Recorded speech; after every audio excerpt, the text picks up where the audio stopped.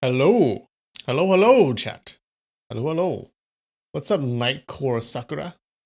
Doug Rampant. Casey Quitano. Worship your new emperor. What do you mean? Are you my new emperor? What's up, Didi? How's it going? What's up, Hope? Nice of you to join. Wing Chun Boys. What's up, you fellow pugilist? What's up, Dan? Oh man, I had no sleep last night. Like, didn't have 1 wink of sleep. I couldn't sleep at all. Probably because I drank a boba tea really late last night. So that was probably what was keeping me up. Yeah, so I'm kind of sleepy right now. So I might fall asleep on stream. If that happens, then you might get a sleeping stream. Yeah.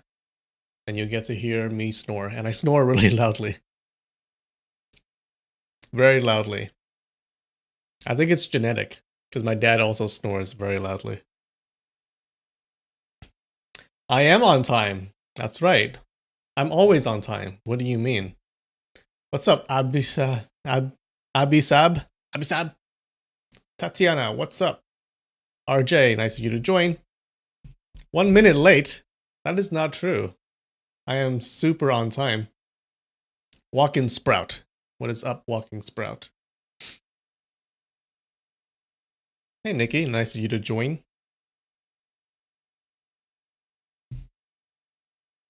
What's up, random person? Yes.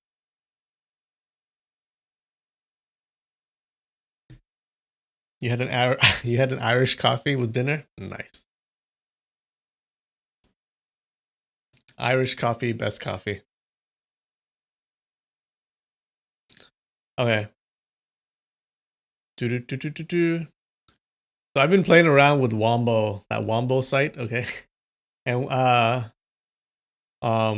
found some keywords that make really good pictures, okay? Really good images. Wait, let me show you.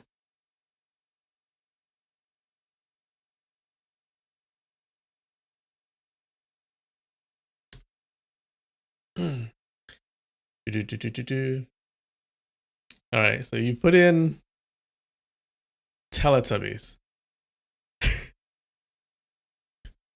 Believe it or not, this makes very good images.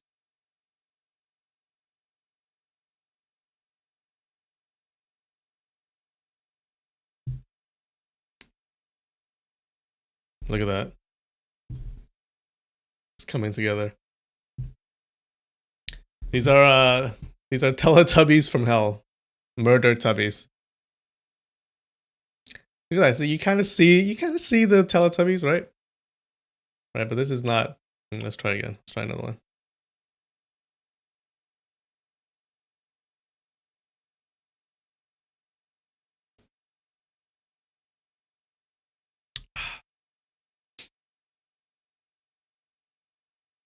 Okay, this is a good one. Look. It's trying. The AI is trying to do it. What's up, Losh? Nice of you to join. These are murder tubbies. And then another one. Do infamy? Oh god. Okay, let's do that. What is this gonna show? Let's try mystical. Hella tubbies? True.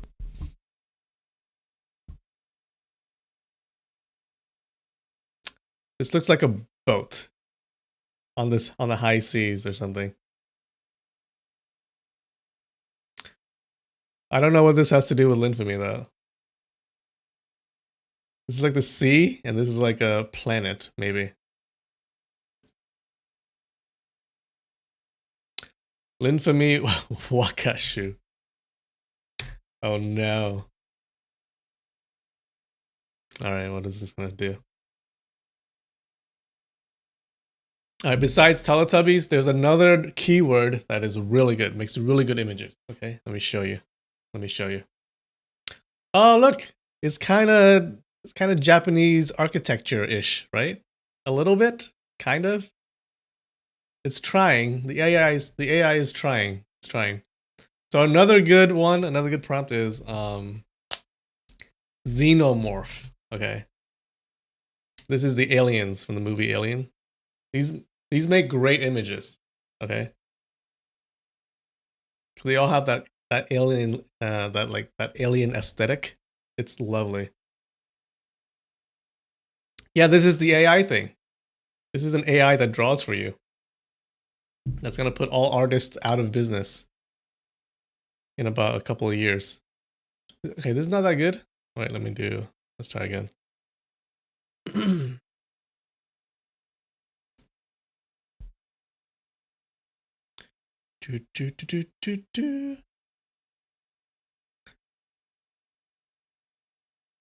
Look at that. It's amazing.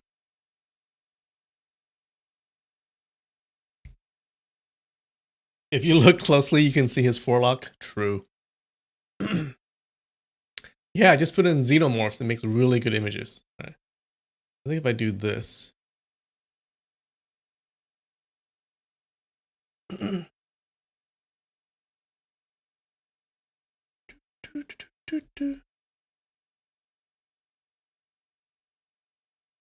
Attack on Titan. Whoa! Hey, this is really cool too. Oh my god. I might want to save this one. Alright.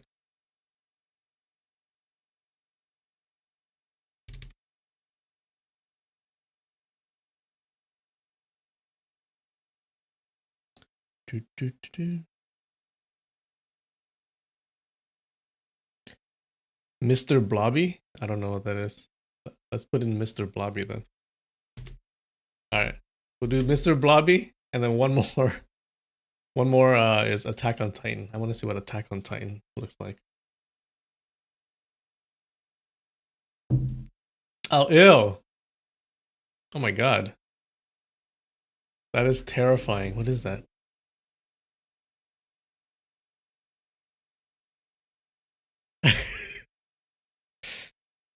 Oh. Is this like a cartoon character that had turned into like something from a horror movie? Alright. Attack on Titan. That's like a fantasy art, right? You wouldn't legit have these on your wall? I think you can.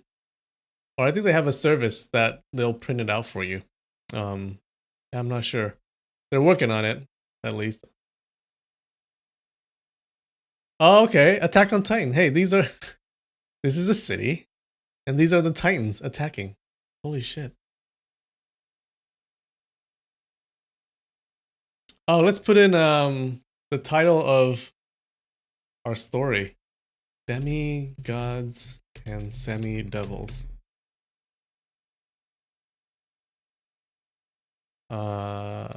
Psychic. I think fantasy is more landscapes and psychic is more like figures, I believe. I've been playing around with this a lot. Oh my god. Demi-Gods and Semi-Devils. Hey, this is pretty good.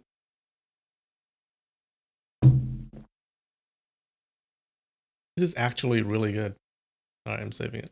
The problem is, like, if you don't save it, it's gone. Like, you can't recreate the same image ever again.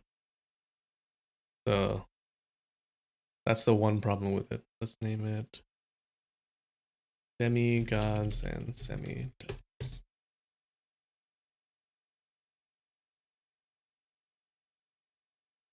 Hey, thanks for the super chat, CB. Thank you so much. This is the real reason I haven't slept. Okay, I admit it. I admit it. This is why I didn't sleep last night. I just spent 6 hours on this website alone. This one's pretty good, right? Hell yeah.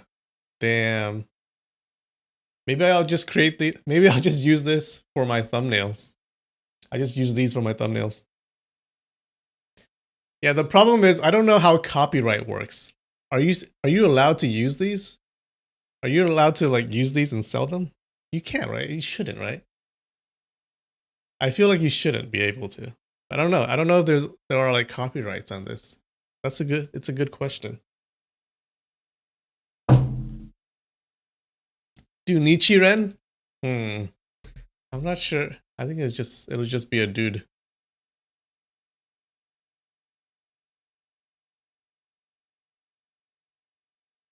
Okay, this is the last one. All right, we're done.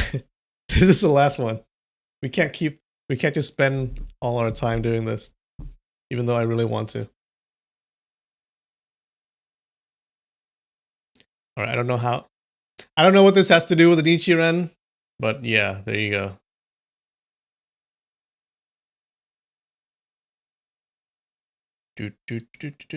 All right. Anyways.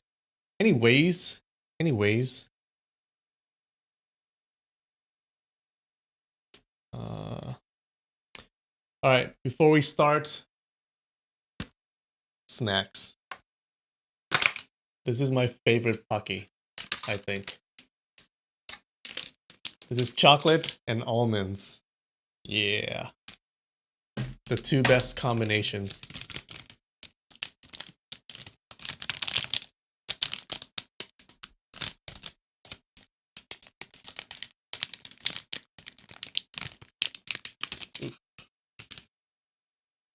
Look at that. It's just chocolate covered almonds.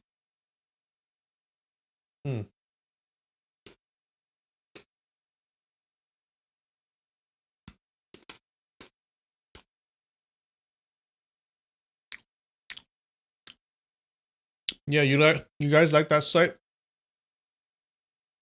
It's called wombo.art. So just put in any prompt, any keywords, and it'll create a AI generated artwork for you.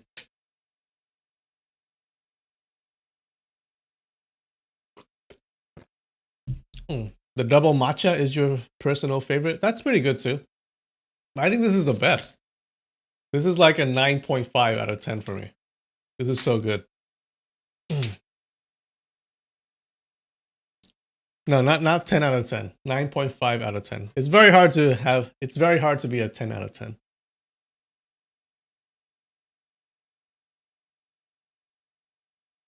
You know what? I'll have another one. And then we'll start.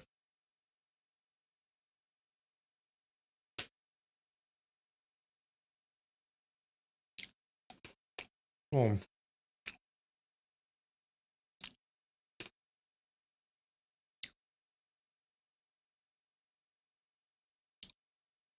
Oh wait.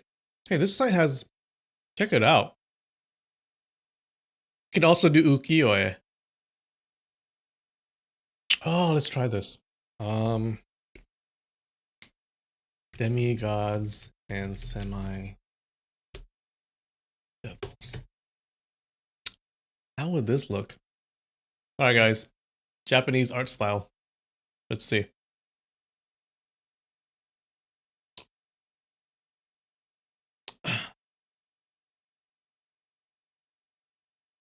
Okay.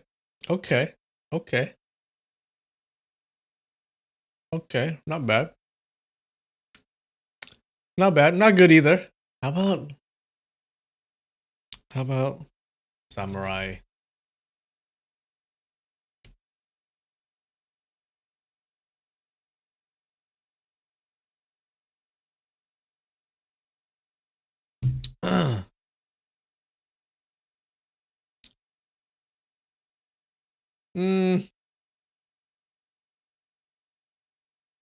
Oh no, AI, you're failing me right now. This is not. That is not a samurai. Do this. But you can do combinations like let's do samurai. How about Japanese architecture spiral?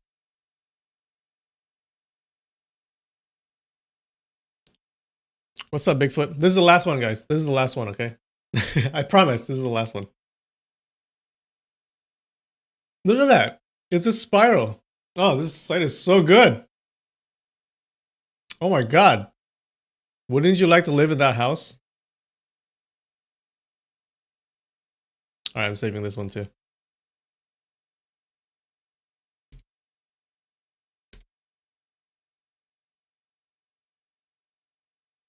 House. This is all right. Last one. That's it. That's it. That's it. Oh, attic possum. All right, let's try that. This is the last one. This is the very last one. Okay.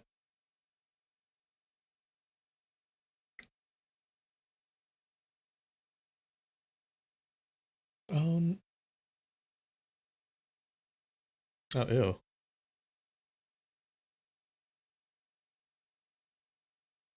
This one is too plain. I think because we chose this option. That is like a bat from hell. Boom, boom, boom, boom, boom. Smiling proud wanderer. Okay, let's do that.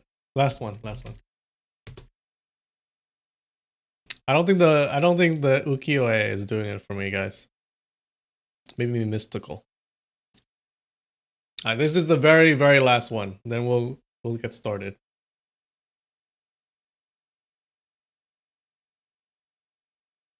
It's like a wanderer.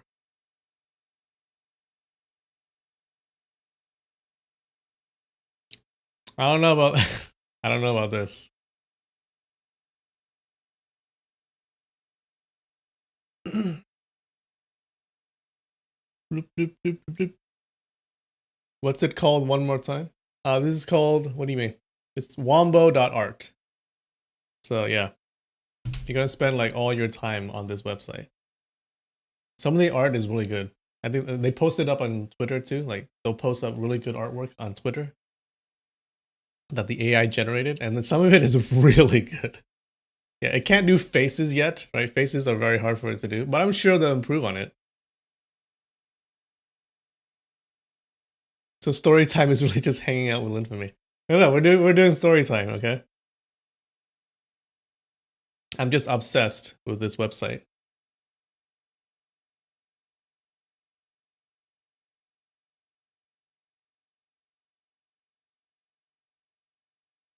All right. Okay. Okay. Let's do a recap of what happened last week. Okay. So last week in our story, Mu Wanqing, which is the girl in black, reveals her face to Duan Yu, okay, our hero, and she declares herself his wife because she says that whoever sees her face, she will either kill or marry. And since she doesn't want to kill this guy, she's going to marry him, right? Now Duan Yu doesn't seem 100% keen on this idea, right? On the idea of marrying Mu Wanqing yet. But he goes along with it anyways because he thinks he's going to die from the intestine fragmenter poison, right?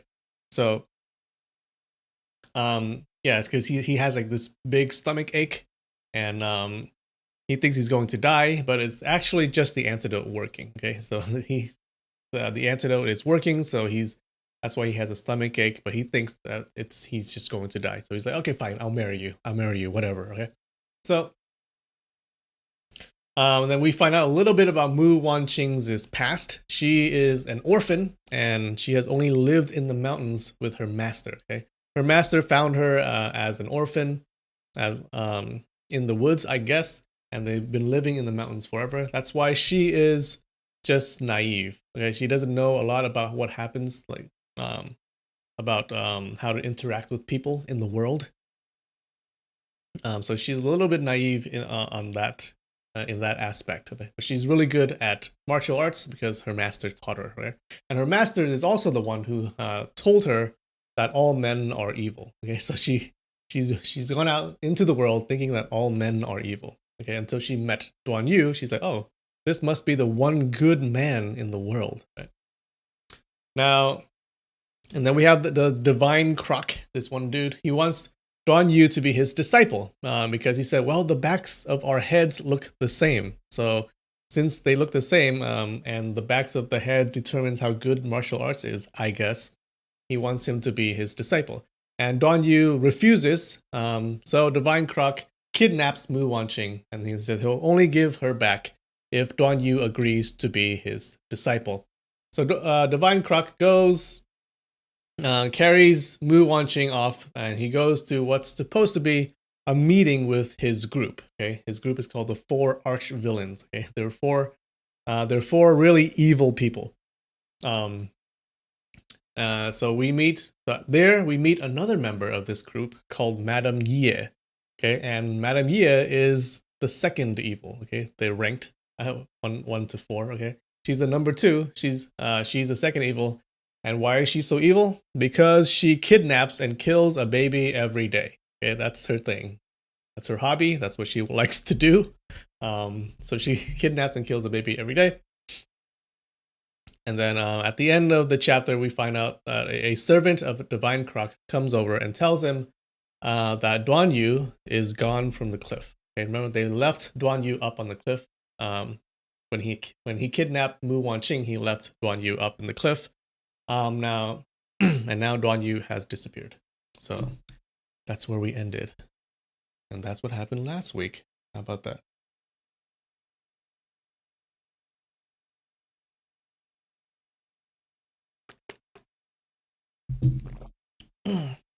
She probably thinks babies come from bamboo. True.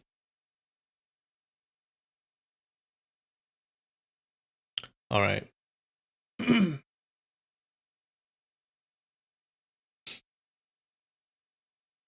So,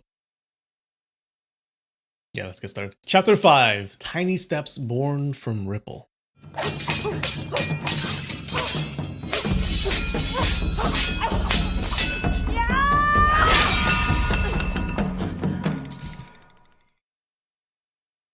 All right. So apparently, okay, I guess we have a new translator today. Let's see if he's as good as the previous one. The previous one is okay. Previous one is pretty good, right? Let's see how this guy does. The daybreak solved her problem for her because she could not escape anymore. I think her is Mu Wanqing. If that heartless jerk comes, he comes. If he doesn't, he doesn't. All I can do is wait here for death to come.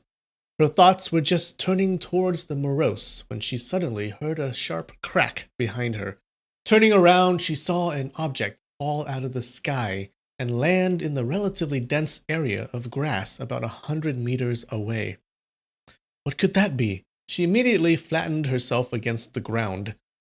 Only when no other sound could be heard from the bush did she, as silently as she could, crawl over to take a peek.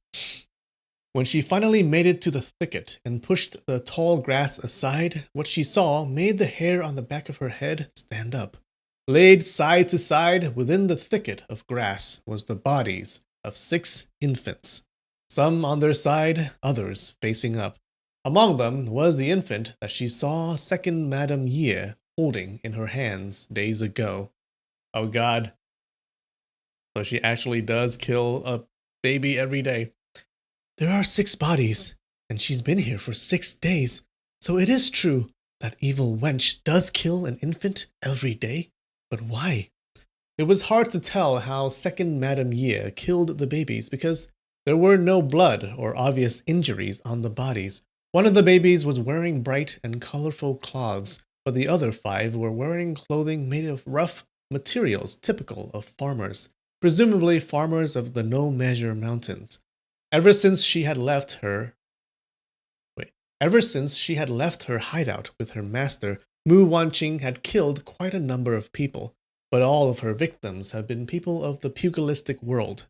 That's the martial arts world, who did not have good intentions towards her. Witnessing firsthand the murders of these innocent infants made her entire body tremble in fear.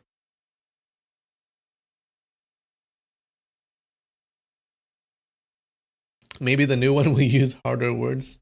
Why? Why do you want that? Why do you want me to suffer?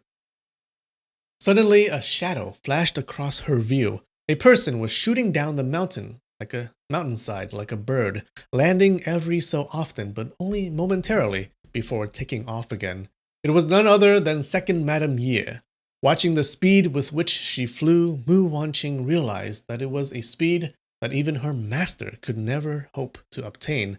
With that realization, a sense of hopelessness shot through her. Her legs gave out from underneath, making her sit down onto the ground. She sat there dumbstruck for a while before coming around again. She lined the bodies of the 6 infants up and covered them with little rocks and dirt. Suddenly, a freezing sensation ambushed her from behind. She immediately tapped the ground with her left foot and shot forward. A laughter and inexplicably switches from sharp and thick could be heard coming from behind her. "Little lady, your hubby just ditched ya, so why don't you follow me instead?" It was Yun Jong-he. Wait, who is this guy? Do we know? Have we met this guy? Or is this guy the Divine Croc? Shoot. If someone knows, let me know. Oh, this might be one of the other evils, right? One of the 4.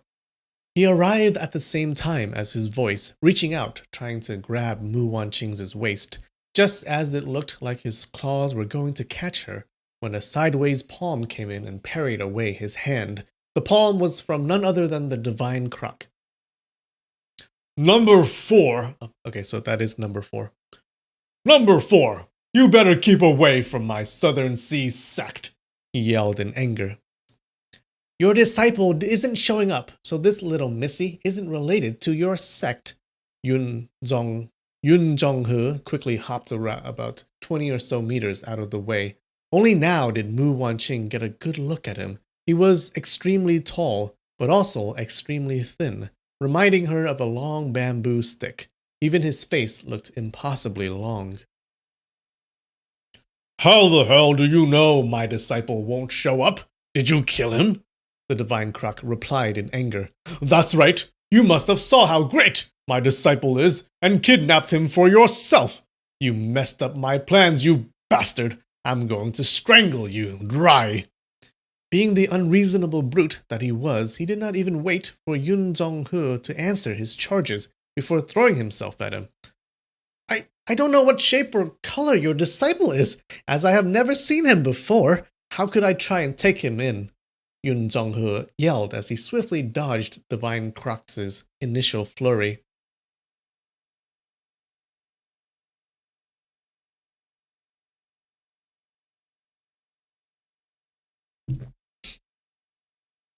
"Bullshit!" Divine Croc angrily shouted.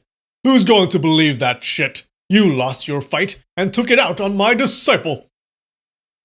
"Is your disciple a man or a woman?" "A man, of course. What would I do with a female disciple?" "Well then, Yun Jong-he only goes after women and is never interested in men. You know all about that, don't you?" Divine Croc was in midair when he heard this remark. Finding some reason in it, he immediately switched to 1,000-ton boulder and dove back to earth. "So, where did my disciple go?" he inquired, placing his right foot up on a piece of rock that happened to be by his feet. "Why hasn't he shown up yet?"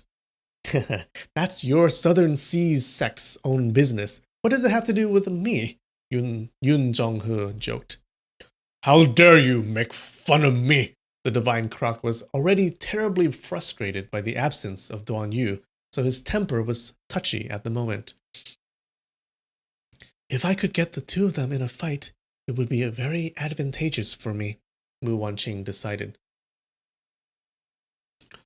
"That's right, this Yun Jong-he must have harmed your disciple," so she shouted. "Or else how could he get down from the cliff all by himself? This Yun Jong-he's lightness kung fu is amazing, so he must have went up the cliff, took your disciple somewhere, and killed him to make sure that Southern Seas sect would not produce a powerful figure. Why else would the body be missing?" Okay, so the Divine Croc, I guess, is the leader of the Southern Seas sect. The Divine Croc slapped his own forehead, as if he had just had an epiphany. "You see, even my disciple's wife says so. Are you still saying you are innocent?" "My husband told me that he could only dream to be so lucky as to have a master as great as you, and he has to drive himself so as to bring fame and glory to the great Southern Seas sect, as well as the divine croc of the Southern Seas. So famous that so that all those no evil left undone and evil overflowing the cup would be so envious of you. But who could have guessed that this Yun Jong-e would be so cruel as to kill your disciple? You'll never be able to find a disciple so like you again. For every point she made, the divine croc slapped his forehead. She continued, my husband's back of the head is shaped just like yours, not to mention that he is a physical specimen just like you. He's the perfect successor to the Southern Seas sect, but yet this Yun Jong-e just wants to trouble you. So why haven't you avenged your disciple? So Divine Croc is not a particularly smart man. By this time, Divine Croc's eyes were literally on fire. Literally? Literally? On fire as he threw himself at Yun Jong-e. Yun Jong-e knew that Mu Wanqing was intentionally trying to instigate something, but did not have a chance to defend himself. Knowing that his kung fu was not up to par with Divine Croc, he immediately turned and ran when he saw Divine Croc coming at him. Divine Croc landed and took off, once again flying towards him. He's running because he's guilty. Mu Wanqing poured gasoline on the fire. If he didn't kill your disciple, then he wouldn't be running. That's right. That makes sense, Divine Croc shouted. Give me back my disciple. One ran and the other chased. In a blink of an eye, the two of them disappeared over the top of the mountain.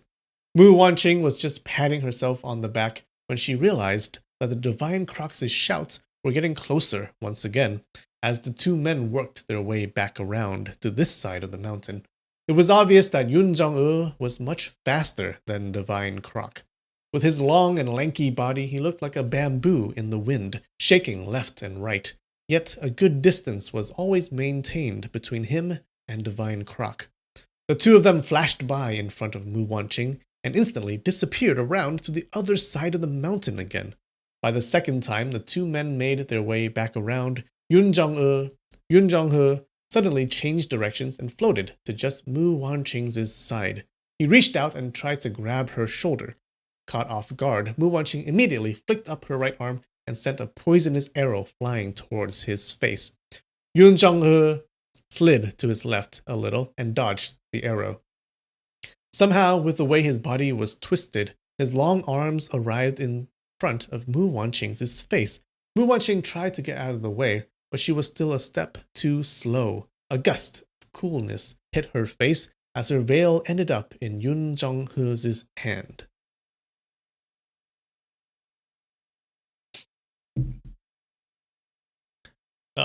Yun Jong-e was momentarily dumbstruck by Mu Wanqing's beauty, and then an evil smile crept on his face. Okay, I think we know why this guy is the number 4 evil. I think we know what he does. Whoa! Hot damn! This little girlie here is quite something. Could be a bit more coy, or else she would be perfect. While he was busy talking, Divine Croc arrived with his palm howled as his aim. His palm. What is this sentence? Divine Croc arrived with his palm howled as he aimed for Yun Jong-he's back. Yun Jong-he gathered his power into his right palm and countered. Hong! A huge explosion of sound could be heard as the power of their strikes met. Mu Wanqing suddenly felt as if all the air was squeezed out of her, as she found it impossible to breathe due to the air pressure. Within a radius of several meters, the dust and dirt on the ground swirled about in a frenzy. Using the power of Divine Croc's strike, Yun Jong-he shot back and was instantly 5 meters away. So they went like this. Bam! And they flew back. It's like a Dragon Ball Z episode. Eat my palm! Divine Croc screamed. You can't catch me, and I can't beat you, Yun Jong-he laughingly observed. We can keep this up for another day and would still be like this. Once again, the two disappeared, still in chase.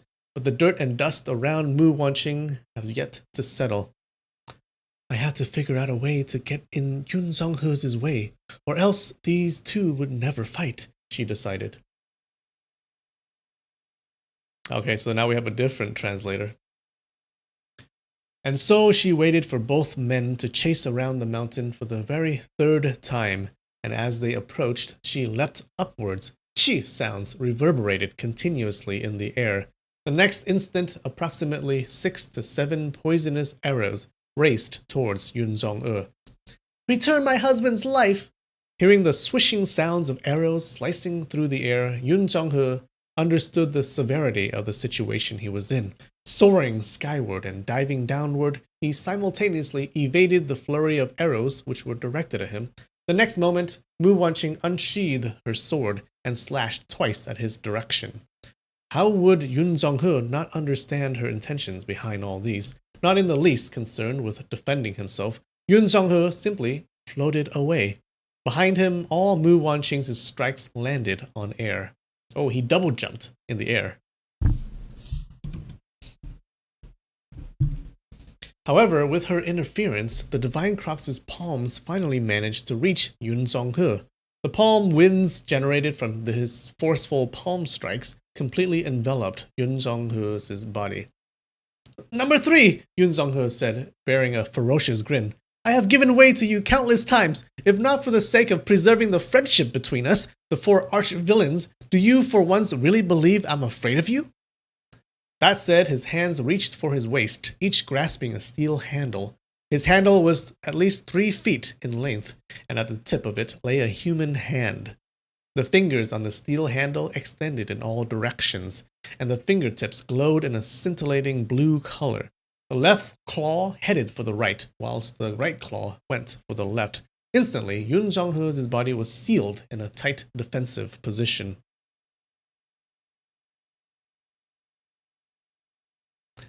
Wait, what kind of weapon is this? A steel handle, at least 3 feet in length, and at the tip of it lay a human hand. Is it like a sword with a human hand at the tip?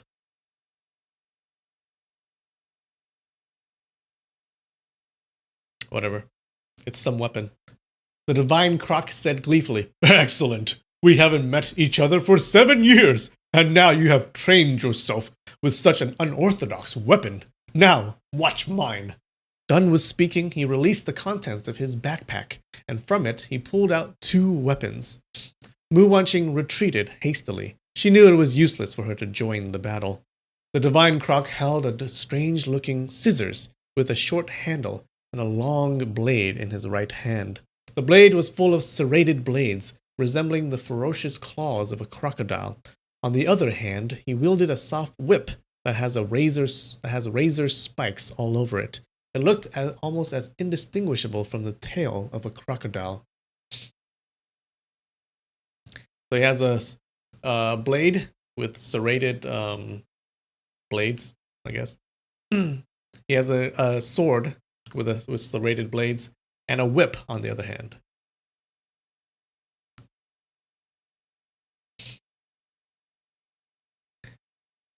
Define scintillating. Doesn't scintillating just mean like shiny, like a shiny blue color? Like shiny, glowing? I think so. Scintillating. That's how you spell it. Aha! Sparkling or shining.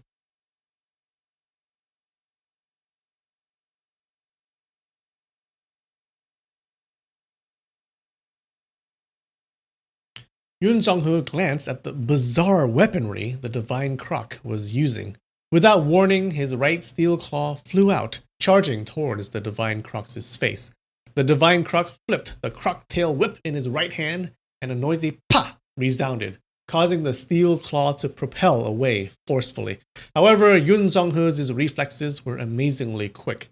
Deftly, he flung the other steel claw even before he withdrew his right hand. I guess he has a stick, a metal stick with a steel claw at the end. This Yun Zonghe guy.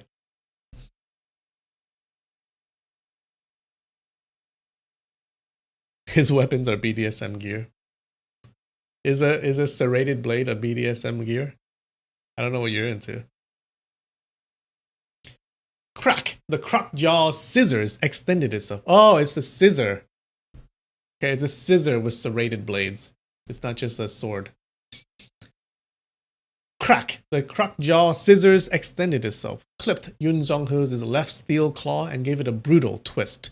Even though Yun Zhonghe's steel claw was made of pure steel, the croc jaw scissors seemed to have been casted from some unknown material.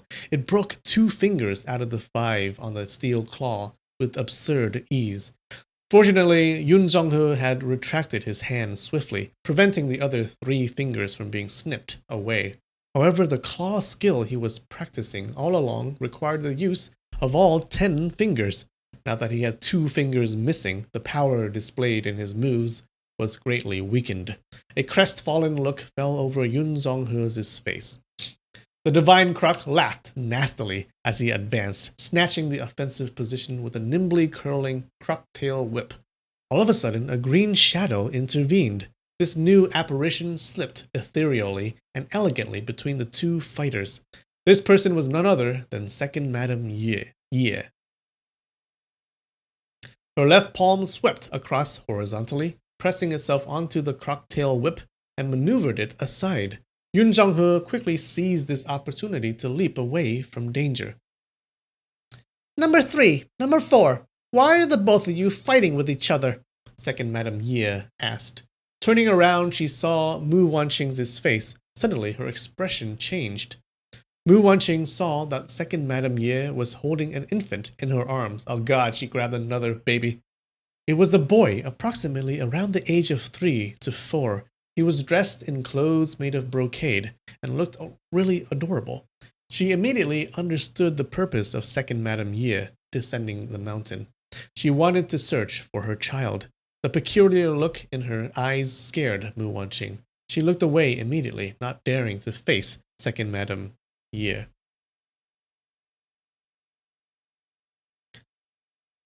Crestfallen definition? Crestfallen means like you're super sad. You're like, oh, he has a super sad or disappointed look.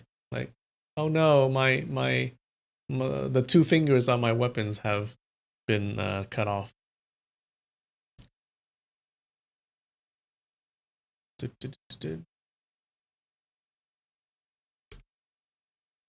Yeah, sad and disappointed. Exactly what I said. Damn. Nice try, Nikki. Nice try.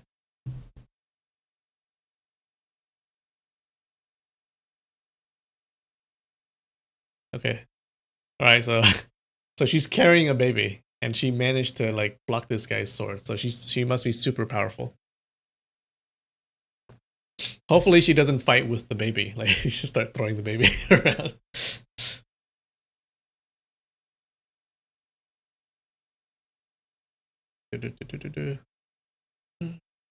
Where was I? Suddenly the infant cried, Daddy, Daddy, Shanshan wants Daddy. Oh no. Shanshan, be obedient. Daddy will come soon, said Second Madam Ye soothingly. The scene of the 6 grisly remains she saw on the grass plains earlier swam into view. After hearing Second Madam Ye's affectionate words of comfort to the infant, Mu Wanqing felt her hair rise on end. Second sister, number 3's recent croc jaw scissors and croc tail whip kung fu is quite amazing, laughed Yun Zhonghe. I have only played with him for a short while, yet I still found it difficult to even defend myself. What skills have you been practicing these 7 years? Are you able to challenge number 3's dual formidable weapons? I am afraid you, too, are unable to do so.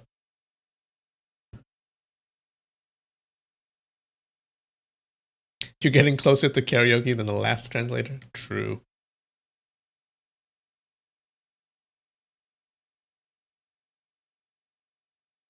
QC Quitano, thanks for the super chat. Define baby? A baby? Like a very young human? I think that's what a baby is. What do you mean? A very young human, okay?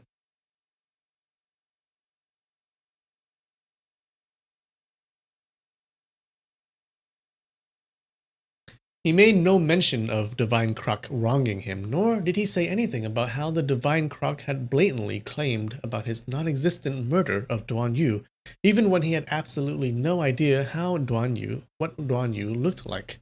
All he wanted to do was to get both Second Madam Ye and Divine Croc in battle with each other by casually saying a few simple sentences. As Second Madam Ye ascended the mountain, she had already seen the two men battling with their lives. She knew their spar wasn't all that friendly.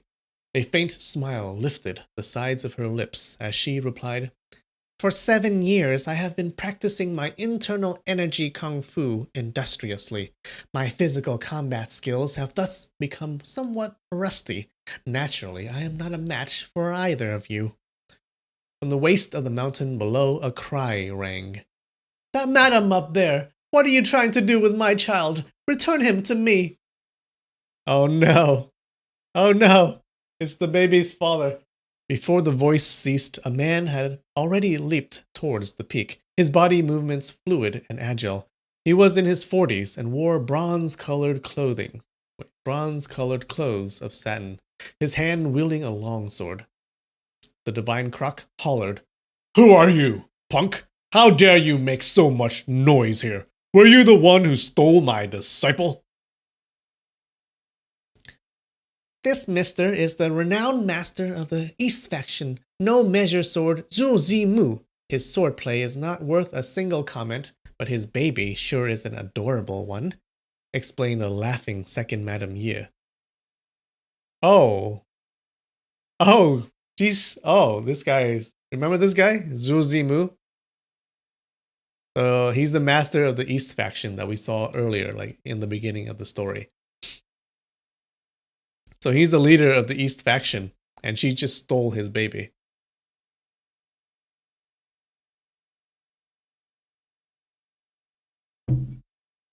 Realization dawned on Mu Wanqing.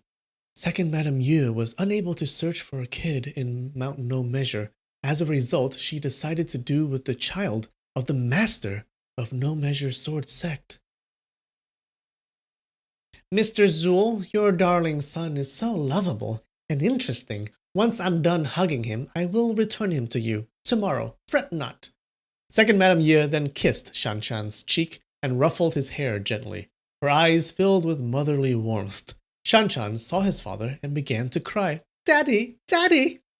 Zhuo Zimu extended his left hand and walked closer towards his child as he implored, "My child is extremely playful. There is nothing fun about him, so please return him immediately, and I will be eternally grateful to you."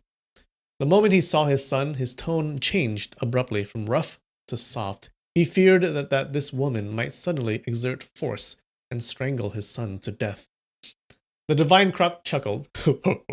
"This madam is no evil left undone. Third Madam Ye. Even if the Emperor's son landed in her arms, chances of her returning the baby are 0. Cold sweat poured down Zuo's back as he began to tremble. You are the Third Madam Ye? So, Second Madam Ye is related to you in what way?" He has heard of the dreaded name of the 4 arch-villains, and remembered the person ranked second among the 4 villains was a lady called Second Madam Ye, who loved snatching an infant day by day to play and tease until evening, after which she would then brutally torture the poor kid to death. The last thing he wanted was that this Third Madam Ye was somehow related to Second Madam Ye, say as sisters, and that both of them somehow shared the same insane habit. Second Madam Ye gave a coquettish laughter and said, "Don't listen to his nonsense. I am Second Madam Ye. Since when have there been a Third Madam Ye?" All color drained out of Zhuo Zimu's face. When he realized his child has been snatched away, he tried all his might to chase the abductor. However, he realized her kung fu was way above his. Initially, he thought since he had not been acquainted with this lady who snatched his child, she wouldn't harm Shanshan, since they haven't had any past grudges or feuds. It was only until this point that he knew this lady was in fact Second Madam Ye, He felt all the words he had initially wanted to say glued themselves to his throat, be they pleading or demanding. Second Madame Ye held Shanshan's palm and examined it closely under the sun. Following that, she checked the color of his blood and clucked, and clicked her tongue in praise.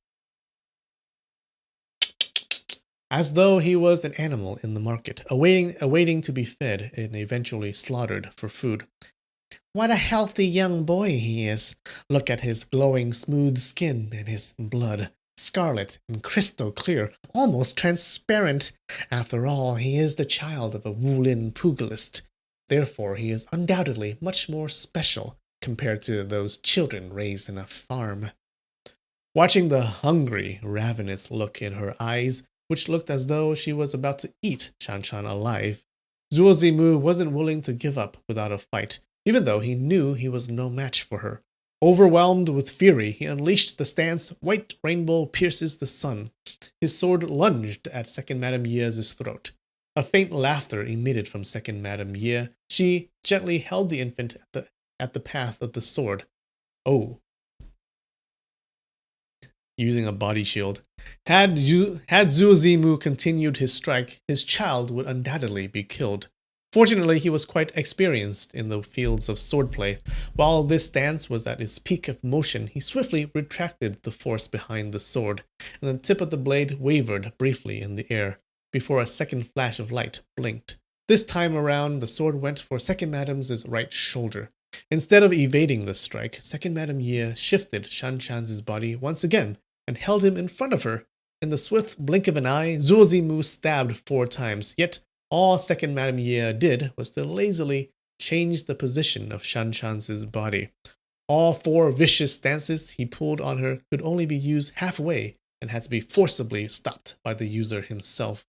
After all these stances have completed, Shanshan began to bawl in fright.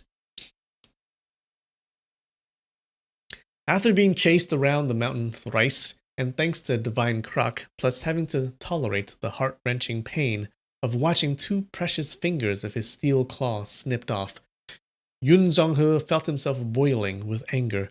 With the unbearable fury threatening to erupt from within, he soared into the air, thrusting out his left steel claw towards Zhuo Zimu's head.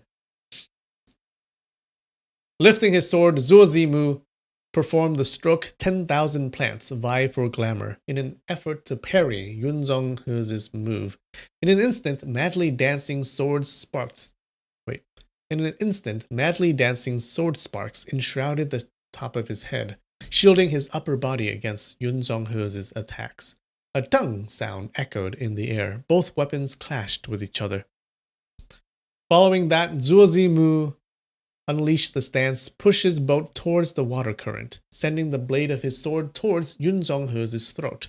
All of a sudden, the fingers of a steel claw closed onto the blade, trapping the sword. Zhuo Zimu could never anticipate this even in his wildest dreams, but he was unwilling to release his sword just like this. He immediately channeled his internal energy, trying to fruitlessly release the sword from his opponent's grip.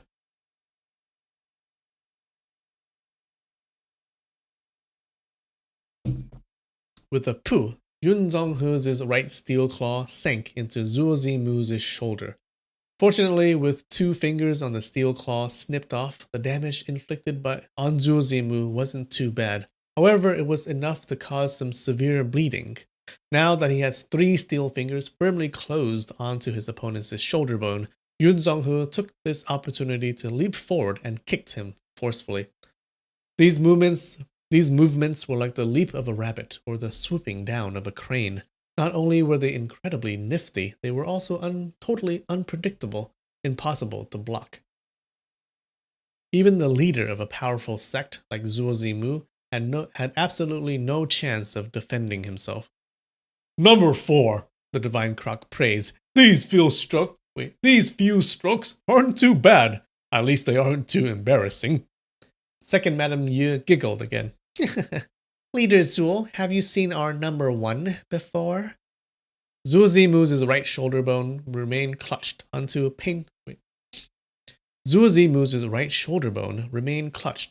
painfully by Yun Zhonghe's steel claw. He wasn't able to move an inch. He tried hard to bear the pain and answered with gritted teeth. Who is your number one? I have never seen him before. The divine croc joined in the interrogation. Have you seen my disciple before? Who is your disciple? I have never seen him before. The divine croc roared furiously. Rah! Since you do not know who my disciple is, how could you say you have never seen him before? Fart on your mother's beep, beep, beep.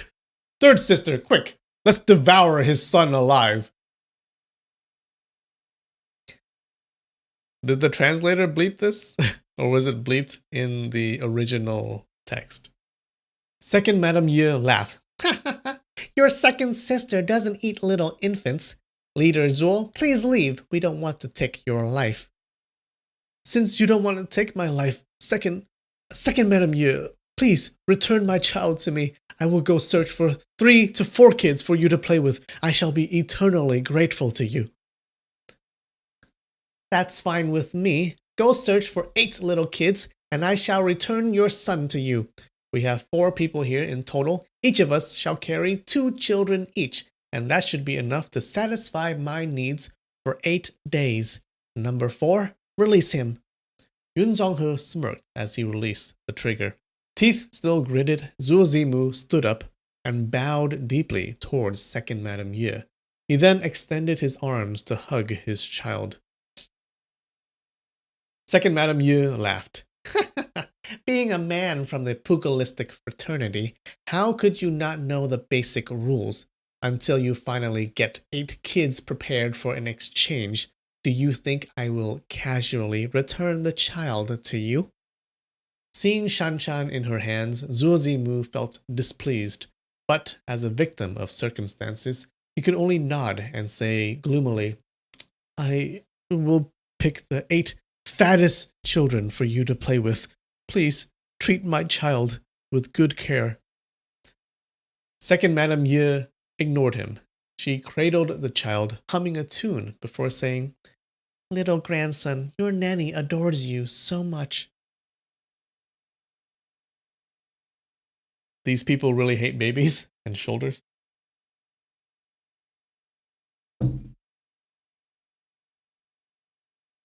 Zhuo Zimu understood the meaning behind calling Shanshan grandson. Second Madame Ye was implying she was now his mother. Unable to laugh nor cry, he turned to his son and said, Shanshan, be obedient. Daddy will come and hug you as soon as I can. Seeing his father leave, Shanshan bawled noisily, struggling to jump into his father's arms. Zhuo Zimu couldn't bear to leave his child. He cast a sideways glance at Shanshan a few more times before holding on to his injured shoulder and turning around, slowly descending the mountain. He'd give up other people's kids for his one kid. Yeah. He doesn't seem to be a good dude either. Well, it is his kid, right? Like it is his kid, so like there's a lot a father would do for his child. So I don't know.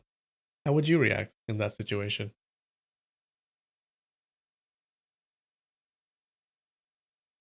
Suddenly, a sharp whistling sound shook the air. It seemed to be coming from behind the mountain.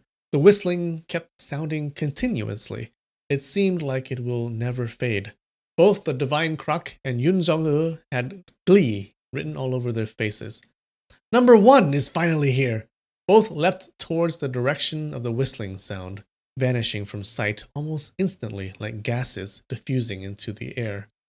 However, second Madame Ye seemed oblivious to the sound. Instead, she continued playing with Shanshan until her gaze fell on Mu Wanqing. She simpered, Miss Mu, you have such gorgeous eyes on your mesmerizing face. This is absolutely intolerable.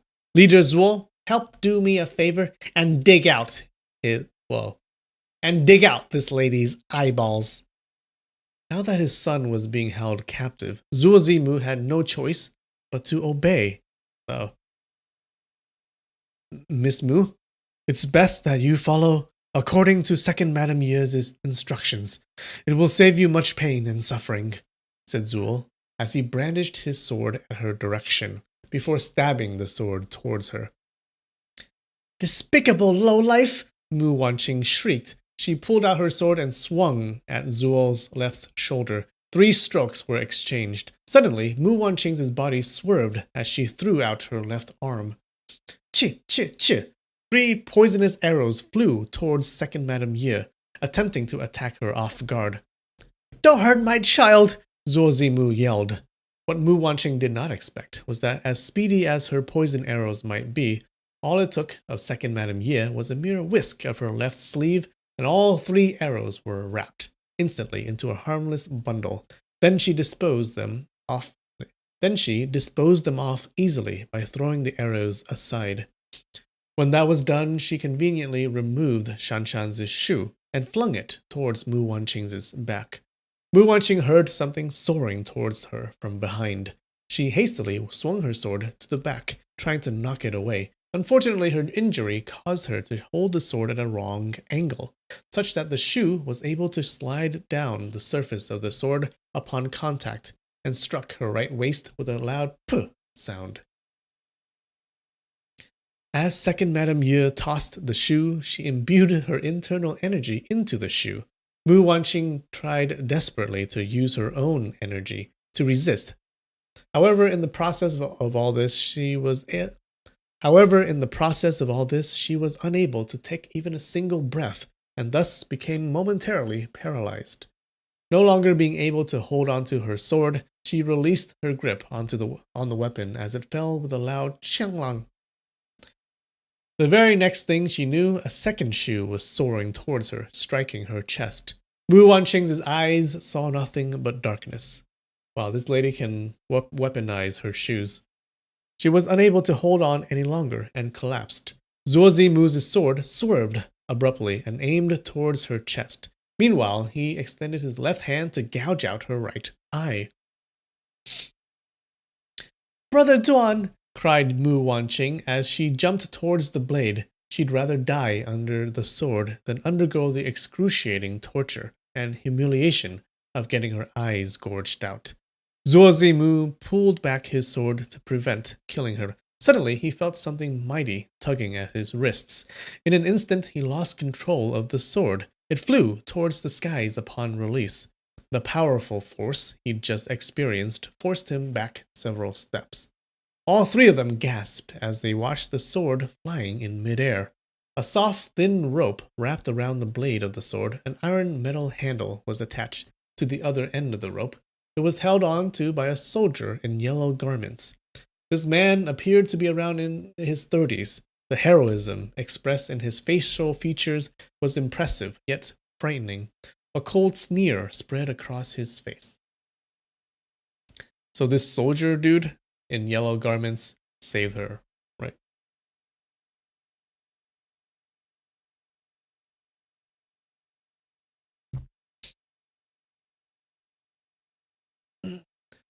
Oh wait, should we? All right, let's take a break, guys. Take a 5-minute break, and I'll be right back.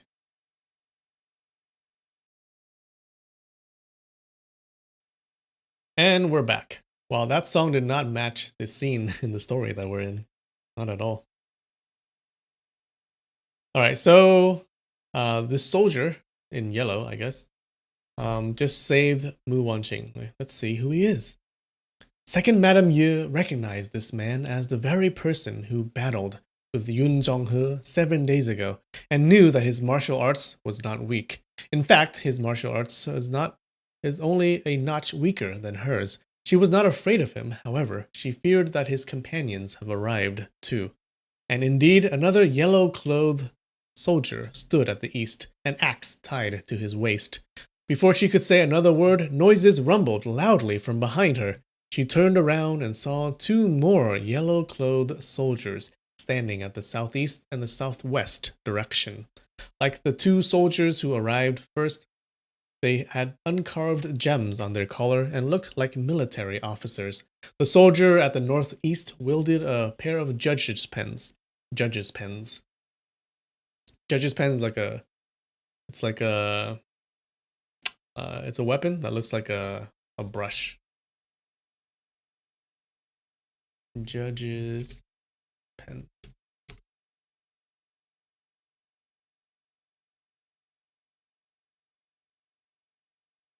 This is a judge's pen. The soldier at the northeast wielded a pair of judge's pens, while the other at the northwest held a staff forged using refined copper, which was so tall it reached his eyebrows. All four men stood around the corners of the peak, forming an enclosed wall around the three. Zuo Zimu called out loudly, "So, the four honorable Dali Palace Guardians Chu, Gu, Fu, Chu have arrived. Zuo Zimu from No Measure Sword pays his respects." After speaking, he bowed courteously to them. Palace Guardian Zhu Dan Chun, the man wielding the pair of judge's pens, clasped his fists respectfully in the direction of Zuo Zimu. The other three military officers, however, ignored him. Chu Wanli, the palace guardian who arrived first among the four, brandished the metal handle in his hand, causing the sword trapped in midair by his rope to vibrate vigorously. The reflection caused by the sun rays made the sword sparkle beautifully, like stars in the night, as he sneered, "No Measure Sword is quite a powerful sect in Dali, but nobody expected the leader of the sect to be such a despicable creature. Where is young Master Duan?" Initially, all that Mu Wanqing could think of was suicide, and more suicide. Now that a potential savior had arrived, these thoughts were replaced immediately by relief and joy. Hearing this palace guardian inquiring about Duan Yu, she suddenly felt as if this stranger were a close relative of hers.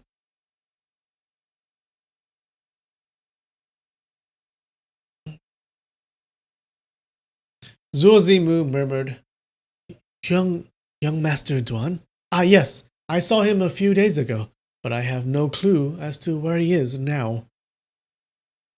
"Young Master Duan has been tortured to death by this evil lady's brother." Mu Wanqing pointed at an accusing finger at second Madam Ye, before adding, "That man was named something like to the core evil, Yun Zhonghe. He looks so skinny and tall, I could compare him to a bamboo." "What? That man killed young master?" Chu Wanli gasped. Okay, so from this we understand that Duan Yu is from a very elite family, right? He has these four famous guards looking for him. Grief and fury overwhelmed Fu Sigui, the palace guardian wielding the copper staff. "Young Master Duan!" he bellowed, the copper staff in his hands lunging towards the top of second Madame Ye's head. It looked almost ready to slam down onto her head. "I will avenge your death!" With a flash, second Madame Ye evaded Fu Sigui's moves as her body streaked around, while she shrieked, "Hey, yo, my little babies, you! Dali's four palace guardians surnamed Chu, Gu, Fu, and Chu. How could you kiddies die so young? How can mommy not feel miserable? You little unfortunate babies, wait for mommy while in hell." What does that mean? Chu, Gu, Fu, and Chu, palace guardians, were only slightly younger than her, yet second Madame Ye kept calling out "my little children" and "unfortunate babies," claiming to be their mother. Fu Sigui looked murderous. He swung his copper staff viciously about, creating fierce swishing noises in the air. In an instant, his copper staff dissolved into a yellow mist, which enclosed second Madame Ye in between. Holding onto Zuo Zimu's son, second Madame Ye's weaving body penetrated every opening in the flurry of her opponent's stances, evading every single stroke of the copper staff. As she dodged about, the child in her arms started crying.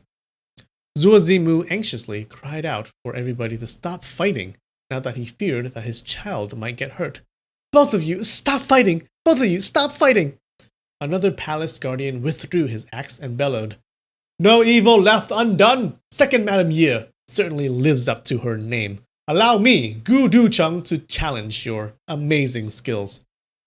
As soon as his voice can be heard, Gu Ducheng went rolling on the floor, his hand shot out.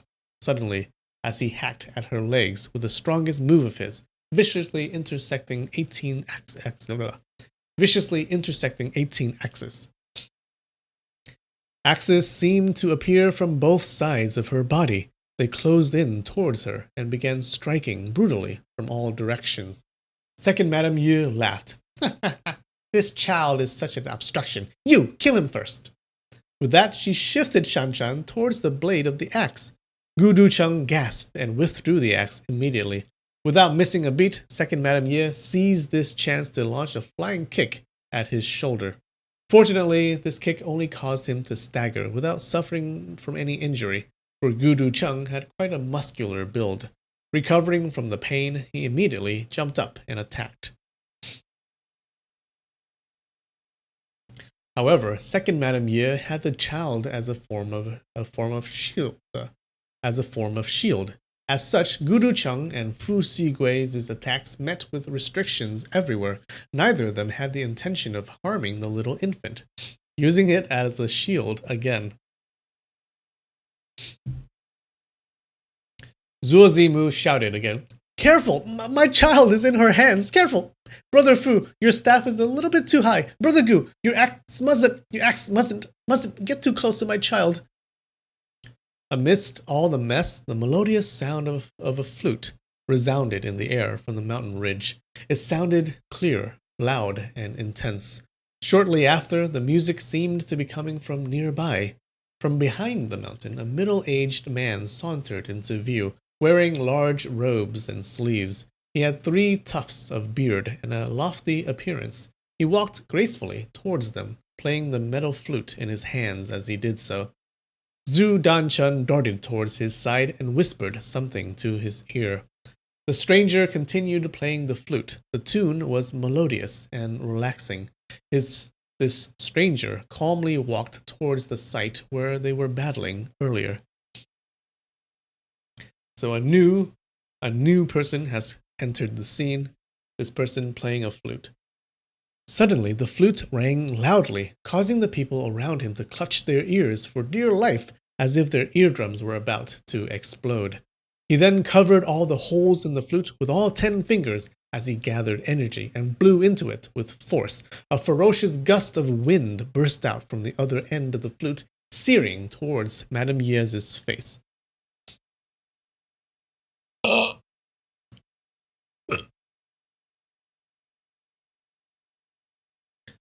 Lofty? Lofty means, shit. I'm picturing like he's floating. Like a lofty appearance.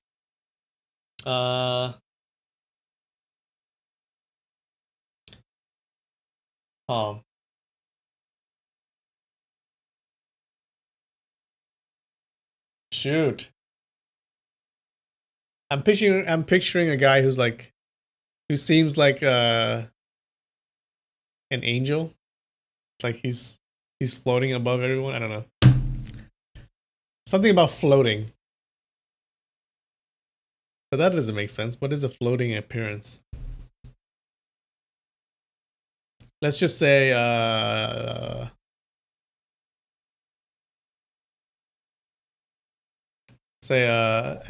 elite appearance. Lofty means like you're someone high up in the upper class. How about that? A rich?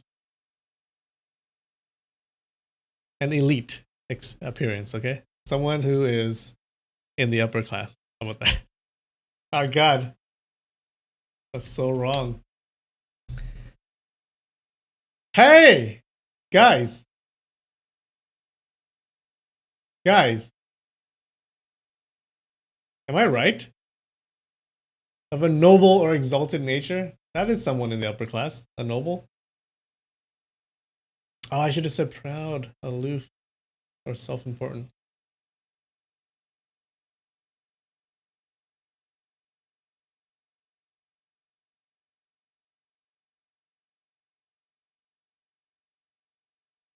Does that... No? That doesn't count? Crap. Yeah, that probably doesn't count. Because this is like lofty ideas. Lofty ideals. but it probably means proud, aloof, or self-important. He seems like he's self-important. Oh, I should have said that. Damn it.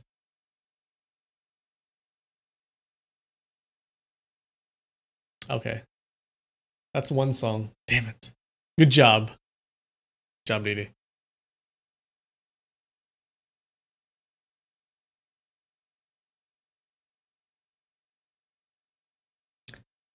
The lofty means self-important. Okay? Proud and self-important.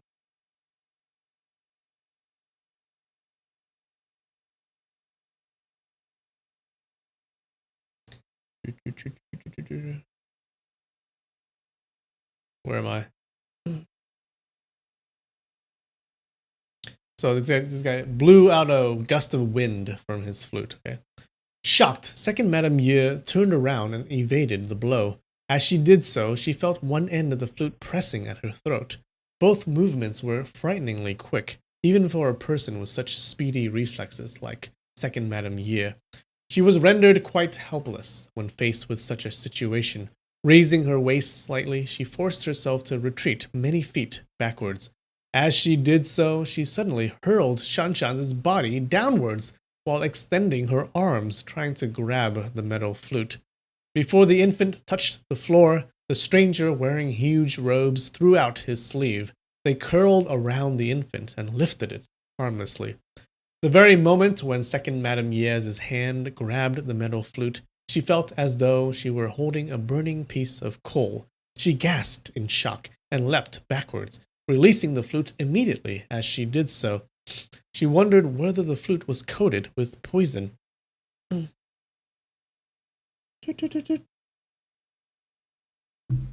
The stranger flung his sleeves. Shanshan's body flew steadily towards Zuo Zimu.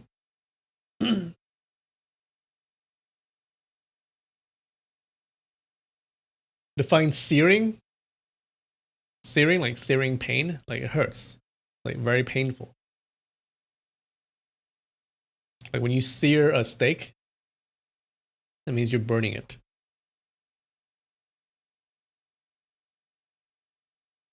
So searing would be like burning. Where let's look at the exact sentence. Ferocious.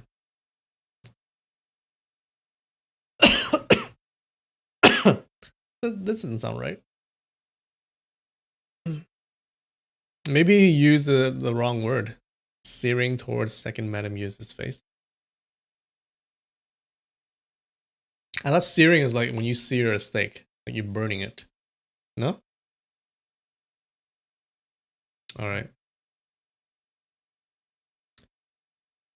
I'm gonna say burning.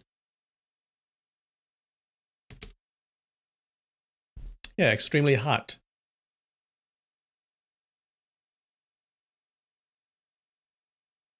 So I guess it's flying. The wind is flying towards her face, but the wind is like super hot. Yeah, that makes sense.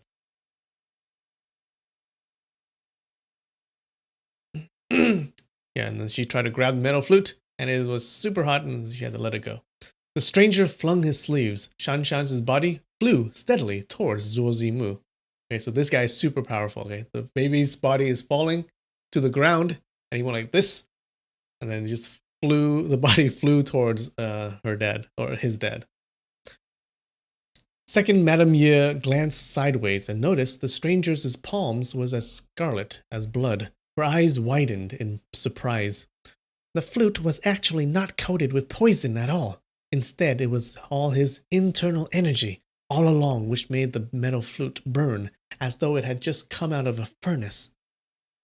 Retreating a few steps in fear, she laughed. This mister's kung fu is indeed almighty. It is unimaginable that such a small country like Dali have such a powerful figure. May I ask for your honorable name? The stranger returned a faint smile. It is such an honor to have second Madame Ye's arrival here at our tiny boundary. It is fortunate, indeed fortunate of us, and hence we, the citizens of Dali, should welcome you gracefully as our... I totally messed up this sentence, man. It is fortunate, indeed fortunate of us, and hence we, the citizens of Dali, should welcome you gracefully as your host. Surprise and happiness welled inside Zuo Zimu's heart as he hugged his son tightly, blurting out, "Your Excellency must be Lord Gao." The stranger did not reply. Instead, he returned another faint smile, before facing second Madame Ye and inquired her politely, "Where is Mr. Duan? Please, do tell." "I do not know his whereabouts, and even if I do, why should I tell you?" sneered second Madame Ye. With that, she sprang into the air. Her soaring body was about to land onto the peak of a mountain nearby. "Halt!" the wide-robed stranger cried out, his body soaring after her. Suddenly, several gleaming lights dazzled before his eyes. Upon closer look, they were in actual fact 7 to 8 hidden projectiles speeding towards him in midair, each of them aiming for various acupoints on his head.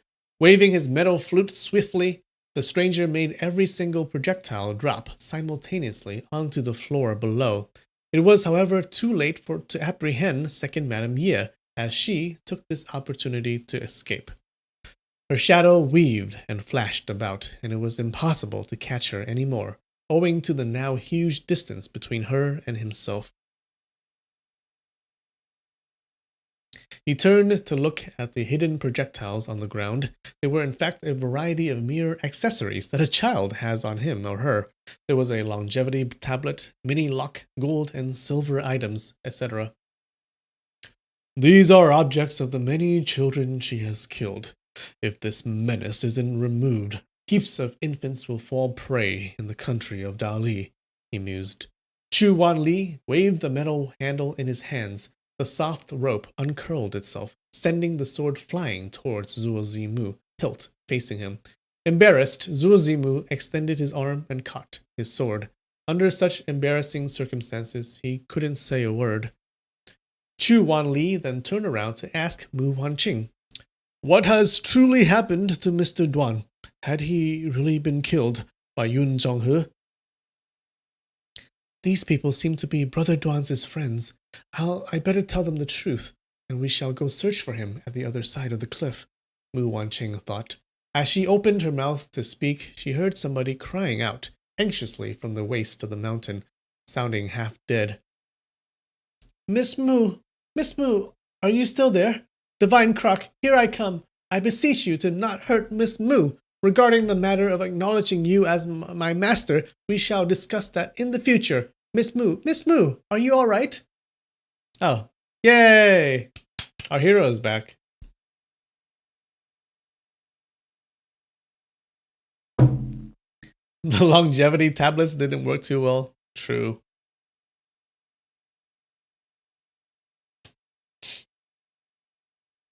The wide-robed stranger and the military officers cried in joy, "Young master is here!"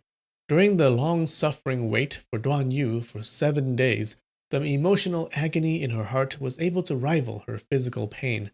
Until now was she finally able to hear his voice again. As surprise and relief overwhelmed her, she lost consciousness. She fainted? He just totally fainted. Everything is in a state of blur. Mu Wanqing heard someone calling softly, anxiously into her ear. Miss Mu, please wake up."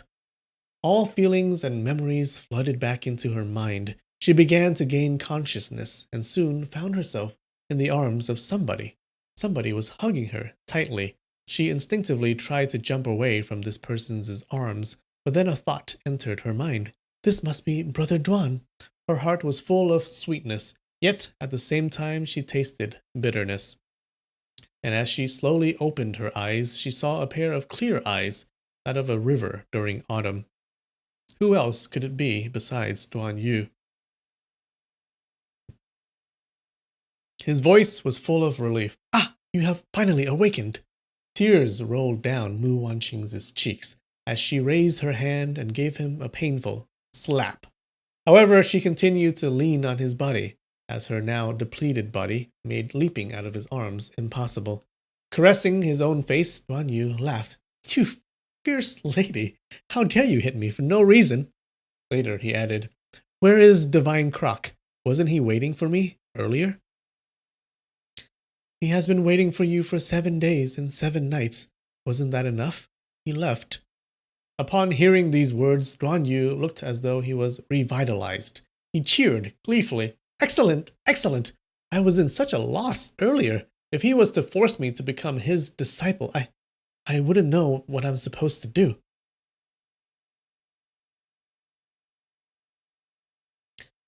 Since you are unwilling to become his disciple, why bother coming here? Duan Yu replied in surprise. You were held hostage by him, right? If I am not to come, wouldn't he harm you then? How could I let this happen? Sweetness filled Mu Wanqing's heart, her following words in stark contrast to her feelings. You totally evil and heartless creep. Why haven't you searched for me during these 7 days? Duan Yu sighed. I was held captive and couldn't escape.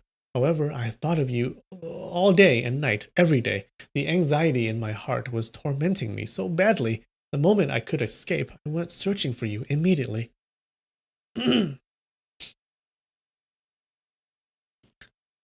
Okay, so we get to see what happened to Duan Yu that day. That very day, when the Divine Croc abducted Mu Wanqing, leaving a flustered, agonized Duan Yu alone at the mountain peak, I better beg that villain to keep me under his tutelage. In this case, Miss Mu's life wouldn't be in such danger, Duan Yu thought. But if I were to become a disciple of that villain and learn that noisy, cracking, neck-breaking skill, things will become terrible. After teaching me these skills, he would get me to perform it on innocent people, and I will be breaking the necks of one after another. That is totally horrible. Fortunately, this villain is quite reasonable, albeit cruel and vicious. If I were to debate with him once more, there is a possibility of getting him to release Miss Mu and not keeping me under his tutelage.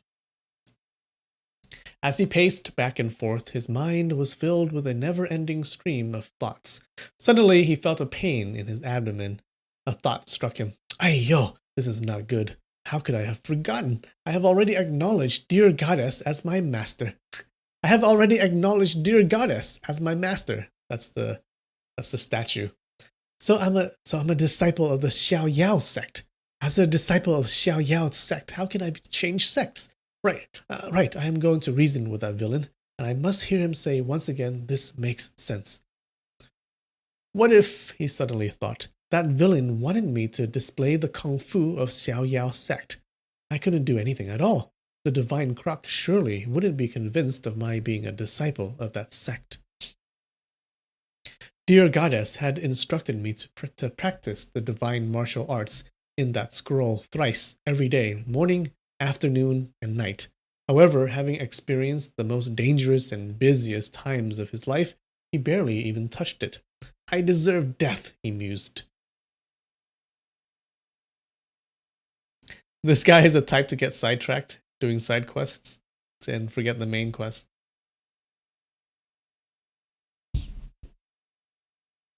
Guilt-stricken, he reached into his robes to pull out the scroll. Suddenly, he heard footsteps from behind. As he turned to look, he gasped in shock. In front of him was a huge crowd of very familiar people, all of whom were walking along the side of the cliff. The first person was the leader of the Divine Farmer clan, Su Kong Xuan. Hey, him again. Behind him stood Zuozi Mu, the leader of the East faction, and Xin Shuangqing, the leader of the West faction of No Measure Sword. The rest were disciples of the 3 sects.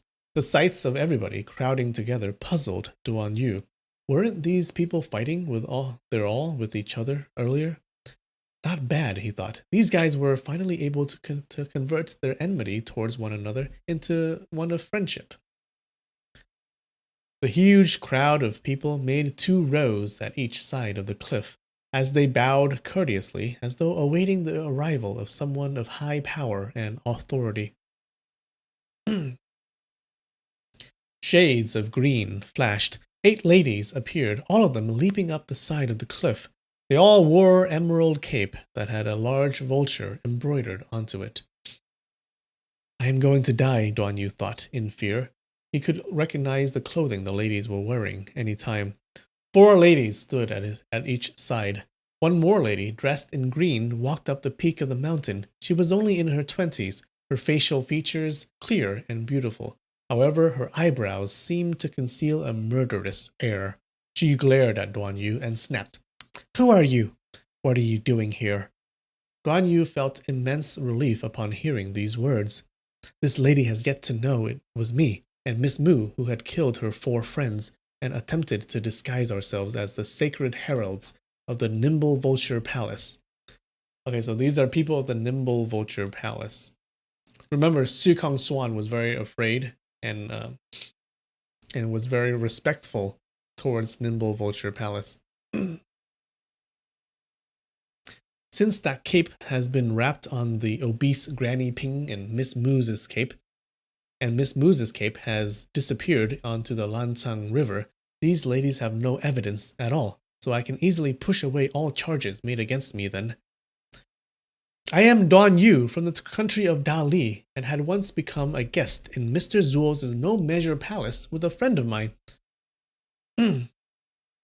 Buddy Duan, Zuo Zimu interrupted hastily. No Measure sword has currently been submitted to the great subordinates of Nimble Vulture Palace. No Measure Palace has now been renamed No Measure Cave. Hence, the 3 words No Measure Palace will now cease to exist. What a brilliant idea, Duan Yu thought amusedly to himself. Now that you were defeated by others, you admitted defeat and surrendered. Congratulations! Congratulations! Duan Yu smiled. Mr. Zuo has finally forsaken the dark side and has now seen the light. This is something worth celebrating. When have I been in the dark side, and what light have I seen? Zuo Zimu thought to himself. However, these words cannot be spoken aloud. All he could do was to return a forced smile. Duan Yu continued. I have earlier witnessed a misunderstanding that occurred between this leader, Xu Kong, and leader Zuo, and had attempted to clear the dispute. Unfortunately, things were messed up even further. I had to retrieve an antidote under the orders of leader Xu Kong. Little did I expect to meet the divine croc Yue No. 3, who said that I am of high intelligence, and forced me to become a disciple of his. I told him I know no kung fu, yet this villain was such an unreasonable creep. He abducted me and brought me here, and gave me no other choices besides acknowledging him as my master. I feel so helpless. Oh, he's revealing everything, huh? Following that, he bowed courteously and said, How am I to escape from this impossibly high precipice? Answering Missy's question pertaining to what I am doing here, I just have to say that I am awaiting death. Nothing Duan Yu has said was false. The earlier part of what he had said was true. The later part was not false in every aspect. All he did was to omit a huge portion of what happened in the middle. Confucius omitted the words spring-autumn in his work. He narrates but doesn't create it. Duan Yu mused. Omitting portions of text is not against the way of the sages. Only when one lies, then he wouldn't be a true gentleman. The lady replied softly. The lady replied softly before continuing. So, the 4 villains have indeed arrived at Dali. What kind of high intelligence do you possess, which made Yue No. 3 want nothing better than to make you his disciple?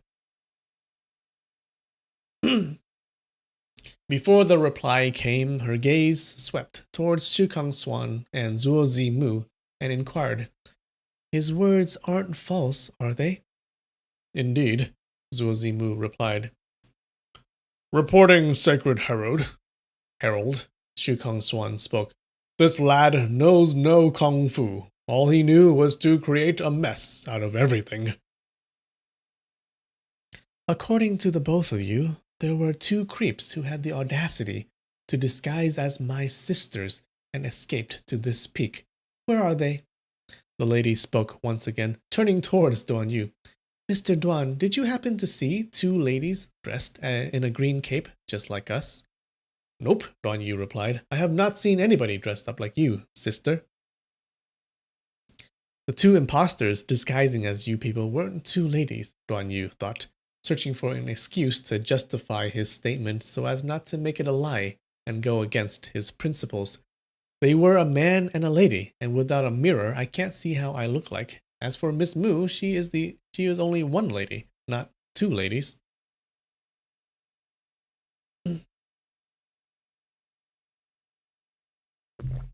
Nodding her head, the lady turned towards Shu Kong Swan and said, You must have been a subordinate of Nimble Vulture Palace for quite a long time?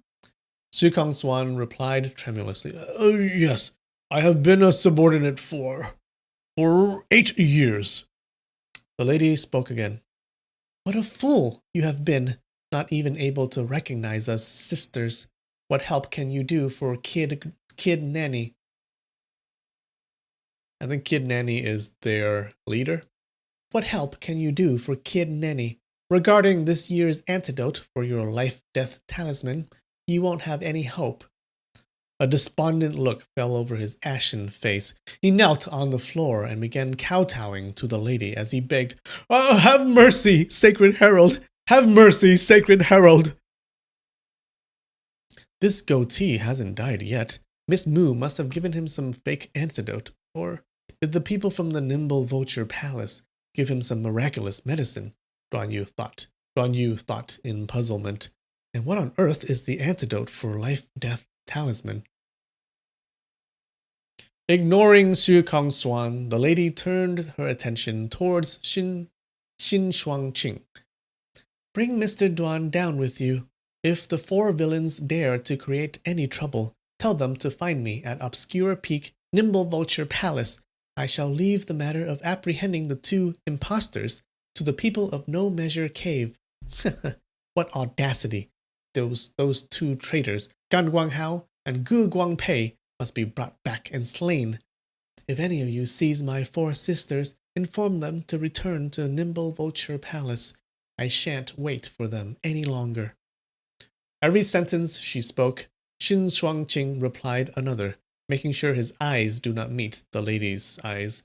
After she finished speaking, the lady walked down the peak herself without even giving a final look at the crowd. The 8 women accompanying her followed closely and left. Shu Kong Swan was kneeling on the floor all this while. The moment the 9 women left the peak, he immediately leapt towards the side of the cliff, yelling, Sacred Herald Fu, please pass this message of mine to Kid Granny. Shu Kong Swan has let her down. Oh wait, Kid Nanny. Kid Nanny is a lady then. As he said so, he sprang to the other side of the cliff and dove towards River Lanchang, miles below. Everybody called aloud in shock. Divine Farmer clan members rushed quickly towards the side of the cliff. Turbid waves billowed and surged past fiercely. Their clan leader was nowhere to be seen. Many of the clan disciples began to weep and started pounding their chests in agony. Did he just suicide himself? He's like, I've let her down, and then he just jumped down the cliff. I think he just killed himself. Oh shit. Well.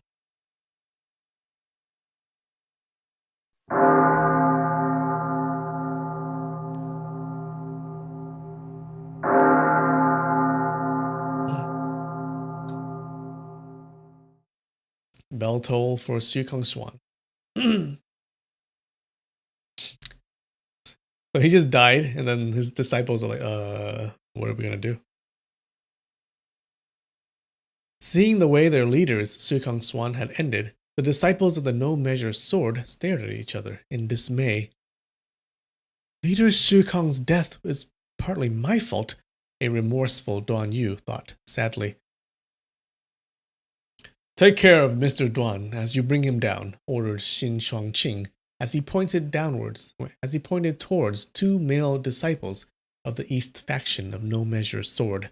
The 2 men, named Yu Guangbiao and Wu Guangsheng, bowed and complied.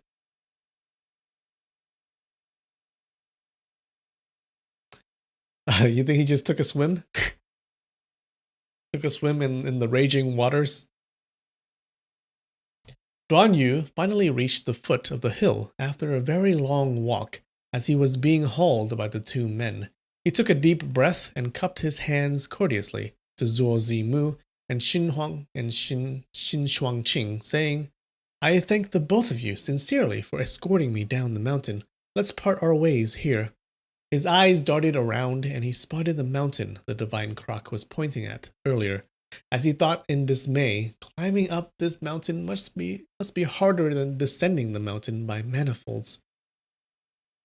I doubt the people of No Measure Sword will be that nice to carry me up that hill. I'll just have to save Miss Mu with all I can, he mused. To his shock, Xin Shuangqing said, Please do not hurry away and do accompany me back to No Measure Cave. No, Duan Yu said in alarm. No, I have many things to do for the moment. I can't comply today. Apologies. Xin Shuangqing humphed and made a hand signal. Both Yu and Wu immediately stretched their arms and locked his arms tightly with theirs and continued moving ahead. Hey, Leader Xin, Leader Zhuo, I have never offended the both of you in any way. That sacred herald sister has commanded the both of you to escort me down the mountain. Now we have descended the mountain and I have thanked you people. What more do you want from me? Neither Xin Shuangqing nor Zuo Zimu bothered to listen. Oh my god, I think Zuo Zimu is a woman, not a man. Right?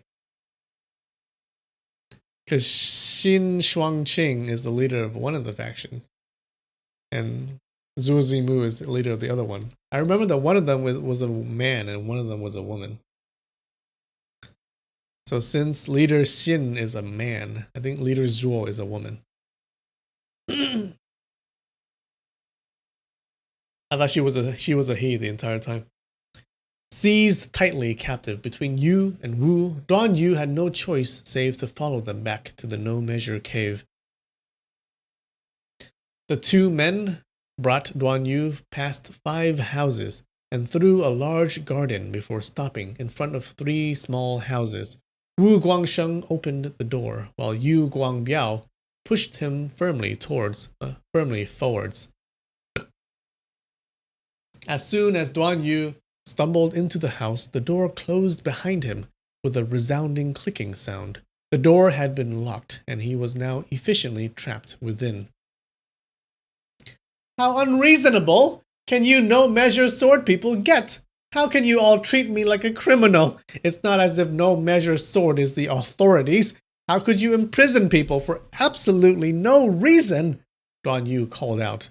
The noises outside ceased instantly. Despite all of his shouting and screaming, nobody seemed to notice him at all. Duan Yu sighed. Since things happened this way, let it be. All I can do now is to await my fate. The descent from the mountain had exhausted him sorely, and upon seeing a bed and a table in the room, he immediately reclined on the bed and fell asleep. Before long, a person came to serve him food. Surprisingly, it did not taste awful. Turning to the servant who brought the food, Duan Yu spoke. Go and report to your 2 leaders. Tell them I have a word to... Before he could finish saying what he wanted to say, he heard Yu Guangbiao roaring gruffly outside the door. That little lad, whose surname is Duan, you had better keep your mouth shut. I could care less whether you want to sleep or lie down, but if I hear just one more sound coming from you, expect no more mercy from us. You speak 1 sentence, and I will return it with a slap. 2 sentences, 2 slaps. Another 3 will get you 3 from me. Surely you know how to count. Duan Yu instantly fell silent. These barbarians will truly not hesitate to do something they have threatened. When Miss Mu slapped me, my cheeks were certainly in pain, but there was sweetness in my heart. If these guys slapped me, things definitely would be far different.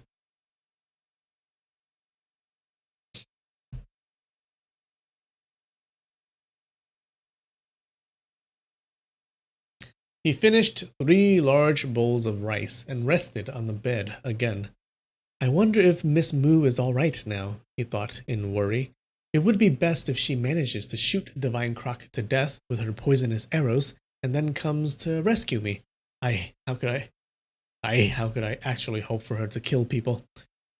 Another string of thoughts swam around in his head before he finally gave a weary yawn and fell asleep. This time he slept until the following morning. Scanning the area around him, Duan Yu noticed that the furniture was crude and simple, as though they were placed here long ago. Metal chains lined the inside of the windows. It could not have been any more evident that this was the place in which the no-measure sword held captives. All the thoughts of his current dilemma, namely locked in a room while pressed for time, vanished as he stared at the cavernous cave before him. The first notion that came to his mind was to practice the divine skill of the northern darkness, as dear goddess had instructed him. He reached into his robes, removed the scroll, and placed it on the table. Remembering the nude pictures in the paintings, his heart began palpitating furiously. He straightened his robes and set himself in a meditating position, endeavoring with great difficulty to stop his face from reddening any further as he thought silently. Remember, this book is a book of nude pictures. It's a martial arts book of nude pictures. Dear goddess, I am here to follow your instructions and to practice the divine art you have told me to do. I am not trying to steal a look at your ethereal figure. Forgive me for being disrespectful. He slowly unrolled the scroll and began reading the words that appeared behind the first painting. To him, reading these words was as simple as eating rice at home. He skimmed through the words as he instantly understood the meaning. After the second reading, he had them all memorized, and by the third time, he had it all inside him. He dared not glance longer than necessary at the exposed paintings. Rather, he quickly studied the various meridians and acupoints on the picture before commencing his training. The words on the scroll read, Our sex's internal energy is a total contrast to those of other sex, for internal energy cultivated using our methods flows in the opposite direction. As such, those who have already practiced internal energy training must forget those learnt in the past and start training on the martial arts here diligently. If one has any stray thoughts left in one's mind, this may lead to 2 opposite forces clashing with each other, which would immediately result in fire deviation. The victim will go mad and vomit blood, which he or she would then become fully paralyzed. Nothing could be possibly more dangerous than this. Okay, so to practice this martial arts, you have to forget your previous martial arts. Okay. The words repeatedly reiterated this point, emphasizing the severity of the situation. However, Duan Yu never began any internal energy training before. Therefore, he could conveniently move on without having to bother with this dangerous stage at all. Within 1 hour, Duan Yu had managed to follow the written instructions and memorized all the channels, meridians, and acupoints of the lung meridians correctly. However, his body did not possess even the slightest trace of internal energy. As a result, he naturally would not be able to channel his non-existent energy to move through his meridians. Following that, Duan Yu commenced his cultivation on his Run meridians. This particular meridian route begins at the Yin Gathering pressure point, located in the perineum. The route moves up various pressure points like the crooked bone, center extremity, closed energy, rock entrance, going past the abdomen, chest, the throat, and ends at the broken foundation pressure point, which resides at the space between his lower jaws.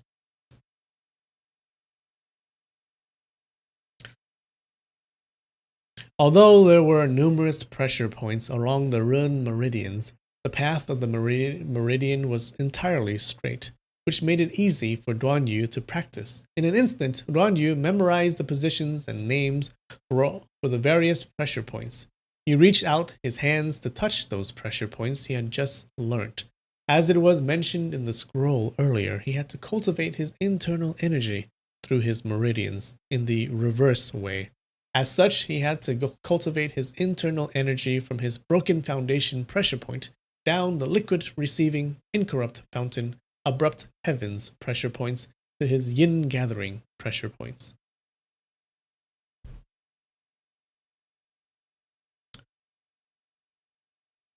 Yep.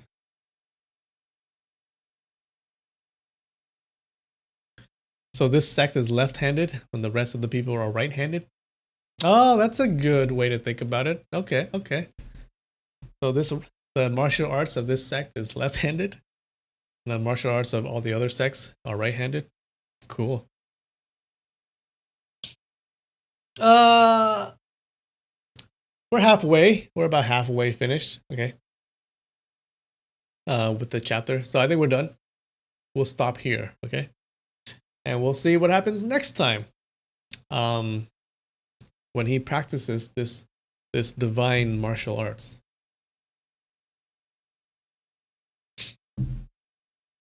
All right.